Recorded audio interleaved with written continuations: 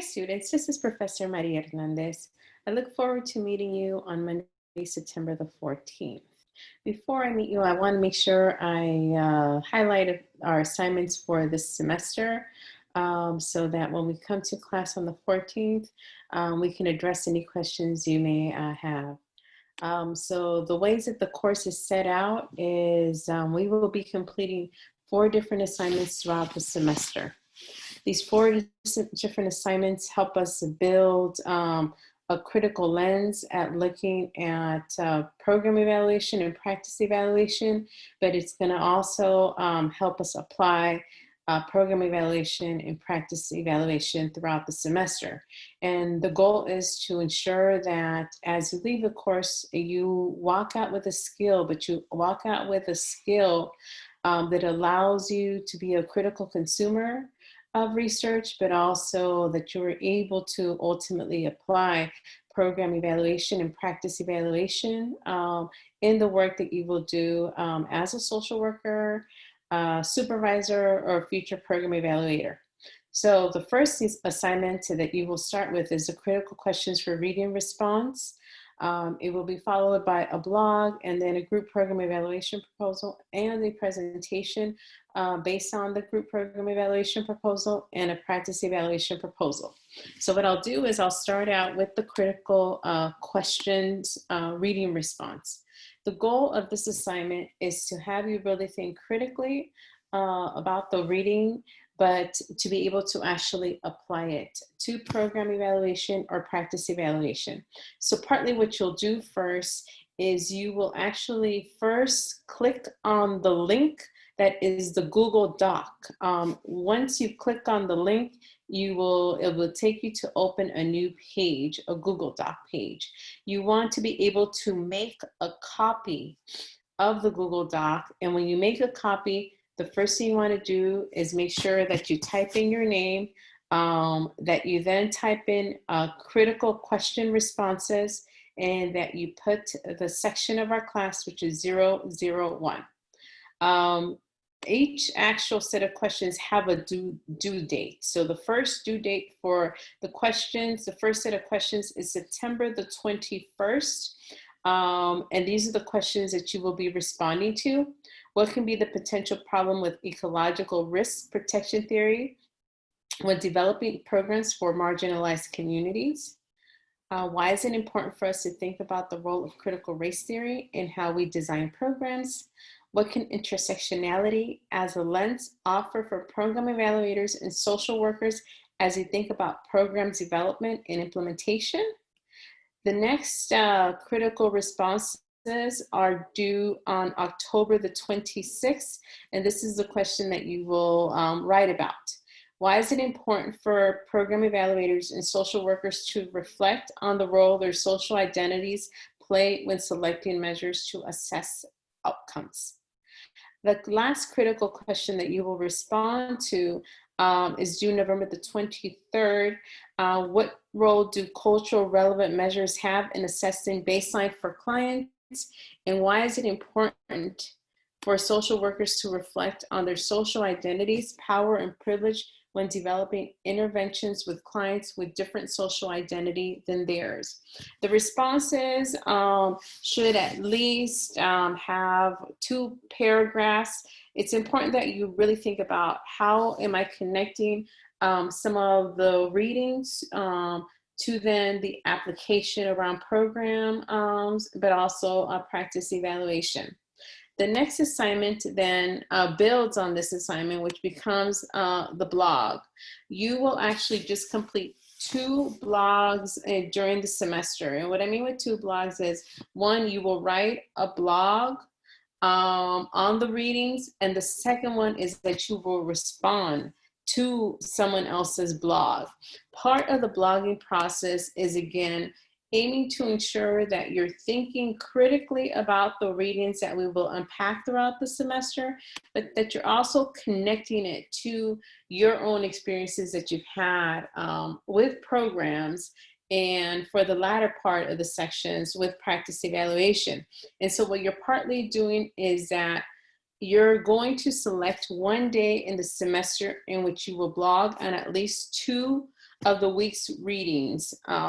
So that means if you decide to blog on week 2 or on week 3, what you'll partly do is use 2 readings from whatever week that you feel you got excited about in terms of the reading, and you're going to blog about it. And what that entails is that you're not summarizing the actual readings, but I want you to be thinking critically about those readings and what that translates into. You want to start out with a brief introduction, a brief body, and a conclusion. And so the introduction guides the reader on what you're going to blog about and what readings you will be focusing on. So an example is, so Rossi, Lipsy, and Freeman, 2004, highlight the significance of utilizing a program theory to guide programs. They state that when a program theory does not exist in a program, programs are unlikely to reach their outcomes. This blog addresses the importance and features of program theory and program evaluation and the relationship to achieving outcomes. So this kind of tells the reader where you're going. And then the next layer is you want to actually apply it. So the application can be, my current job does not have a program theory, and I have seen the challenges it presents in understanding how we will reach our outcomes. For example, ... and then you would continue to expand. What you're ending with is a conclusion to let the reader know what have you concluded, right? When programs fail to have program theories, they tend to lack a clear understanding for all stakeholders and what impact the program is attempting to have on participants. The most important piece, like I said, it's not really around summarizing the articles, it's around making the application to it. And so, like I said, the first one could be your blog that you're going to actually post.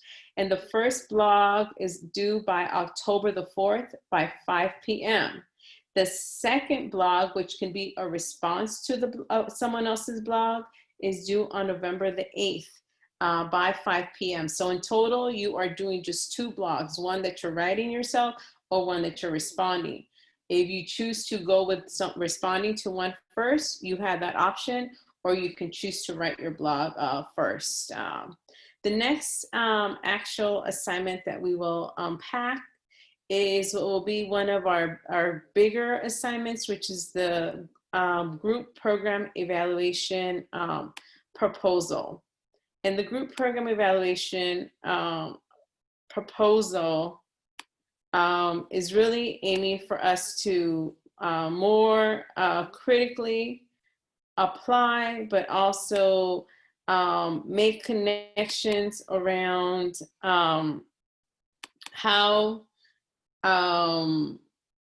what are the important features that programs have. And this is going to become important for our work as we move forward. So all of us have existed in programs, or all of us have been part of a program, or we're currently placed in a program, or we were placed in a program last year as part of our field placement. And so this is a proposal, and that's the first thing I want you to think about. It's an actual proposal. So you're not going to actually execute it. And in this proposal, there are actual 4 parts to this proposal that I'm going to briefly highlight, but that we will unpack further when we meet in class. The most important thing that you're thinking about is that you're proposing an impact of program evaluation for a program you have been placed at, that you have worked at, or are familiar with. Further, the program evaluation proposal should be 12 pages minimum. So that's the minimum requirement. And further, should be double-spaced times 12 font, 1-inch margins in APA style. So to that end, the features of the program evaluation proposal include describing it, the target population that we'll unpack in class, intervention level, program implementation, and monitoring program implementation fidelity. So the first part really is around describing the actual program itself. After that, listing the goals of the program, what populations does the program or the intervention target, and why. You have to be specific around who it includes and who it actually excludes. Then part of it is really describing the intervention level, which we'll talk about in class, but DURLAC, over the readings that you have for next week, really begin to talk about person-centered and environmentally centered approaches. What you want to be able to do is identify as a person-centered or environmentally centered, and then explain how the intervention level of service is person-centered or environmentally centered. The next piece that you want to be able to speak to, what are the program services? Listing the service, but also describing what they are as well. The next layer that becomes important for us is how is the program being implemented? And that is describing what occurs for program participants as they enter the program to the point that they're exiting. And what I mean with that is, so how do participants come in contact with the program, right? Is there an intake that takes place? Where are they recruited? And then once they're in the program, what are their experiences? And then how does the program determine how we discharge participants? In that, right, we want to be clear around how long the program lasts and what the intensity level of the program is. The other layer that we're adding to this section is how will we make sure that the program is being implemented as intended? So you are creating a plan for us to really think about how do we know that individuals who work in the program are implementing the program as intended. And the latter part of this section is around creating an actual logic model. And as you create the logic model, you want to make sure that you briefly describe the logic model in the proposal and include a completed logic model at the end of the proposal as an appendix. Do not include it in the text of the proposal. And we will unpack a logic model further as we move into the semester together. The next piece that follows this proposal is generating thinking about a theory that guides the actual program. So some programs have theories that actually guide them, whether it's ecological theory, attachment theory, or systems theory. What you want to be able to do is describe the theory first and then apply it to how this theory is guiding the program. The next part of this is thinking about a design. What specific design are you going to propose to actually evaluate the program, specifically since we are focusing on an impact evaluation per se? And what you're first doing is really describing the design first, and you're selecting the design based on what the actual program does, but what the phases of the program is currently in. For example, if it's a new program, we're taking a different approach in terms of our design. If it's an older program, we want to take a different approach, and we will unpack this further in class. So once you identify that design, you want to be able to describe it and then apply the design to the actual approach, that apply the design to the proposed evaluation, and then you want to justify why you selected design. The last part sits with the evaluation itself. And in here, what you're doing with the evaluation section is you are developing short and long-term outcomes. But these short and long-term outcomes are what will already be in your logic model. So you're not creating new ones. But what you're doing in this section is relisting them and also justifying why you selected these specific outcomes. Once you actually lay out the outcomes and why you selected them, you want to be then able to identify and describe in detail the assessments that you will use to measure short and long-term outcomes. These assessments could be measurement assessments, could be observations, parent and teacher reports, scales, records, and interviews. And in here, you want to indicate how often you're going to measure the short-term and long-term outcomes. Will it be every 6 months? Will it be yearly? And of course, we're going to unpack this further as we go through the semester. The last part is you want to make sure that once you submit your final group program evaluation proposal, is that you are submitting in a separate document what role you played in the actual program evaluation proposal, whether it is you wrote the program description, if you also edited sections of the proposal itself, and you want to send that to me independently, but this would be once you submit your final program evaluation proposal, which would be on November the 16th. The last assignment that I'm going to highlight for us is our practice evaluation proposal. And again, I want to stress that it's a proposal. This is a single research design proposal where you're going to actually propose a practice evaluation using a single case design, and your unit of analysis would be an individual. If you have an existing client that you have, you can certainly use that existing client to create the proposal, or a prior client. Or I also have two clients that you can actually work with to create this proposal.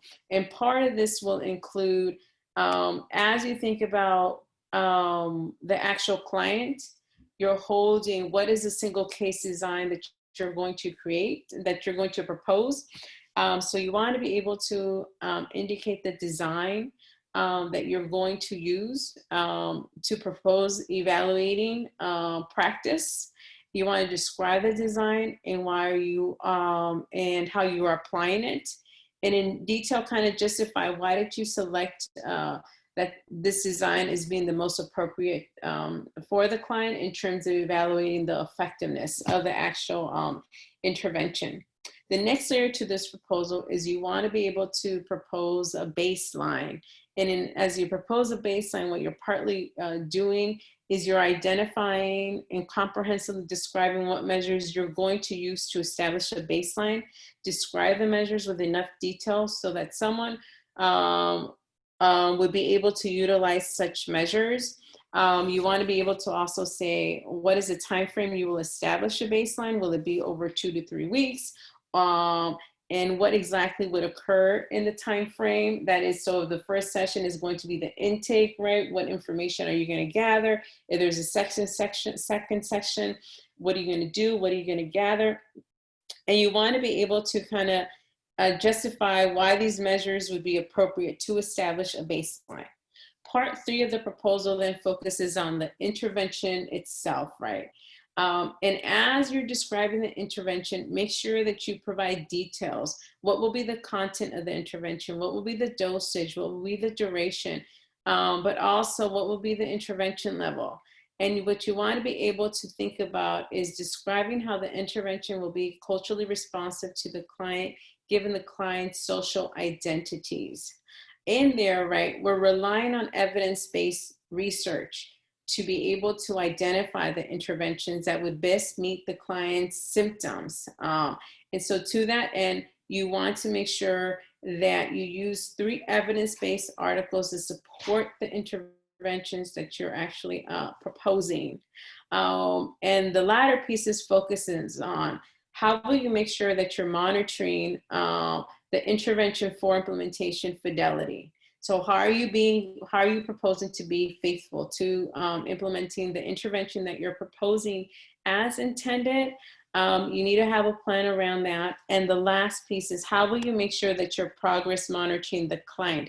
How will you know that the client is actually changing as a result of the actual intervention that you're proposing to implement? So in that, what you want to be able to identify is what is the data that you will be collecting, who will collect the data, but what is the time frame between the time that you will be collecting the data to ensure that the client is actually making progress. So this is just an overview around what our 4 assignments are for this semester. Please review the actual assignments themselves before we meet on Monday and the syllabus. And I'm absolutely excited to meet you on Monday, the 14th. And I'll see you then. Take care.